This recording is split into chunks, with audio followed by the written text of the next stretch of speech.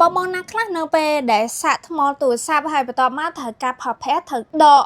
power bank ជាមួយនឹងទូរស័ព្ទហ្នឹងដាច់ដライពីគ្នាសិនដើម្បីយកទូរស័ព្ទមកប្រើប្រាស់ដោយសារតែ power bank វាធំពិបាកក្នុងការកាន់ពីរនៅក្នុងពេលតែមួយណាអស់បារម្ភទៀតហើយជាមួយនឹង power bank នៅក្នុងដៃខ្ញុំនេះដោយសារតែអ្នកគ្នាអាចជ្រើសរើសការសាកបណ្ដាលេងបណ្ដាបានដោយសារតែវាអត់មានពិបាកក្នុងការកាន់ទេពីព្រោះថា power bank នេះគឺវាមានលក្ខណៈស្ដើងមែនទែនចឹងអ្នកគ្នាអាចប្រើប្រាស់វាដើម្បីកាន់ជាមួយនឹងទូរស័ព្ទរបស់អ្នកគ្នាដើម្បីសាកហើយអាចយកមកប្រើប្រាស់បានអញ្ចឹងណាចំពោះ power bank នៅក្នុងដៃខ្ញុំនេះគឺជាប្រភេទ power bank មួយដែលអ្នកគ្នាអាចសាកបានទាំងការសាកខ្សែនិងសាក wireless ផងដែរចំពោះការសាកខ្សែគឺអ្នកគ្នាអាចសាកបានល្បឿន20 វ៉ាត់ដែលជាស្តង់ដារដែលអ្នកគ្នាអាចសាកជាមួយនឹងទូរស័ព្ទរបស់អ្នកគ្នាគឺมันប៉ះពាល់ដល់ថ្មទូរស័ព្ទរបស់អ្នកគ្នានោះទេហើយចំពោះមុខងារ wireless charge នេះដែរបើសិនជាអ្នកគ្នាអត់ចង់សាកខ្សែនៅតែញញ៉ៃទេគឺអ្នកគ្នាអាចជ្រើសរើសការសាក wireless មួយនេះដែរអញ្ចឹងវាពិតជាផ្ដល់ភាពងាយស្រួលមែនតើដែលអ្នកគ្នាអាចជ្រើសរើសការសាកខ្សែក៏បានសាក wireless ក៏បានដែរចំពោះ power bank នៅក្នុងដៃខ្ញុំនេះហើយសម្រាប់ power bank នេះដែរគឺជាប្រភេទ power bank មួយដែលអ្នកគ្នាអាចដាក់តាំងខ្លួននៅឡើងយន្តហោះអីដែលសំខាន់បើសិនជាអ្នកគ្នាចូលចិត្តទៅប្រទេសចិនអ្នកគ្នាត្រូវតែមាន power bank មួយដែលមានសញ្ញា CC3 ដើម្បីអាចយកទៅប្រទេសចិនបានចំពោះ power bank ខ្ញុំនេះគឺត្រូវម៉ាច់ហ្មងដោយសារតែវាមានសញ្ញា CC3 ដែលអ្នកគ្នាអាចយកទៅប្រទេសចិនបានផងដែរអញ្ចឹងខ្ញុំគិតថាអ្នកដែលគាត់ចង់